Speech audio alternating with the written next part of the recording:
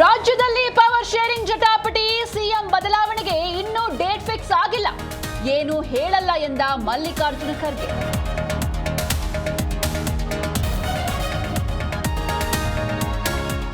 ಖರ್ಗೆ, ಸೋನಿಯಾ, ರಾಹುಲ್ ಹೇಳಿದ್ರೆ okay, high command ಆದೇಶವೇ ನಮಗೆ ಪ್ರಸಾದ. ಬೆಂಗಳೂರಲ್ಲಿ ಡಿಸಿಎಂ ಡಿಕೆಶಿ ಪ್ರತಿಕ್ರಿಯೆ.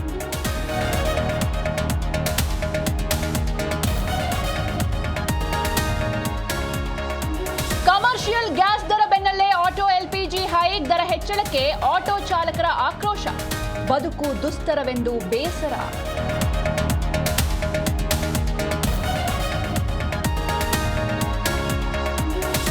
ಪತ್ನಿಯ ಅಕ್ರಮ ಸಂಬಂಧಕ್ಕೆ ಬೇಸರ, 19 ಪುಟಗಳ ಸೂಸೈಡ್ ನೋಟ್ ಬರೆದಿಟ್ಟು ಟೆಕ್ಕಿ ಸೀತಾರಾಮ್ ಸಾವು, ಹೈದರಾಬಾದ್ನಲ್ಲಿ ಭಾರೀ ಹೈಡ್ರಾಮಾ.